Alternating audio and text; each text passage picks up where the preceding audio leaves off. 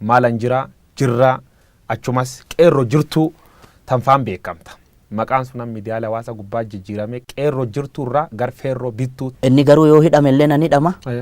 Meeqa barbaaddaa naan jedhe amma dandeessu ispoonsara na godhin jedheen. Hacaaluu hundeessaa birri miiliyoona 20 mootummaan Dr. Abiy Ahmad yookaan paartiin biltsiginnaa kennitee fi qeerroo jirtuu jedhe malee feerroo bittuu hin jenne. Lafallee manallee dhuu qabaachuu dubbatan. Mana dhuu qabdaadhaan Hacaaluu mana gam qaba. Biltsiginnaani gadi baanii Hacaaluu binnee turre.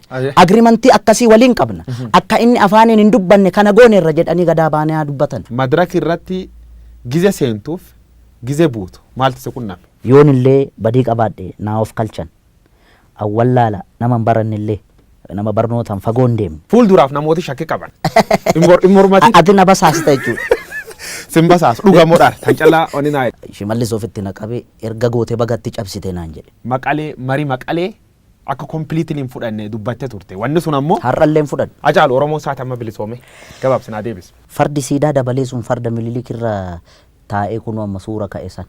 Farda hatame beektaa. Madiraka irra cabsitee waan akkasii sun laayiv irra dabarsu keeteef riskii sun fudhattee jirtu.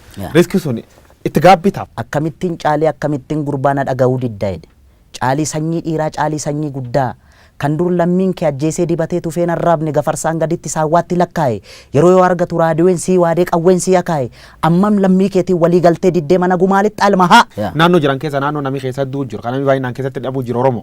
Oromoo irratti dhukaasuu arguurra caala.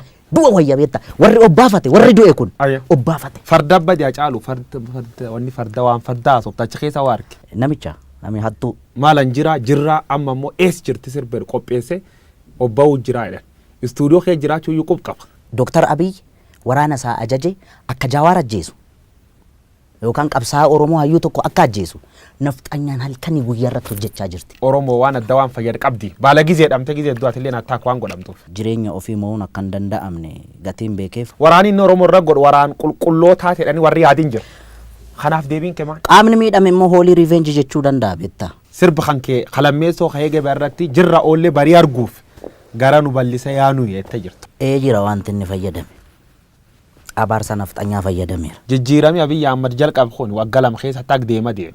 Kara sirriir jiraa warreen jira. Abiy Ahmad kara sirriir hin jiru dogongor guddoo hojjechuu jiru warreen jira. Kan keessa kan fudhatanii. Nafxanyaan diina Oromooti. Kaleessas diina Oromooti. Har'allee diina Oromooti. Gara fuulduraattis diina Oromooti. Akka wallaalummaa yaada Hacaaluu Hundeessaatti.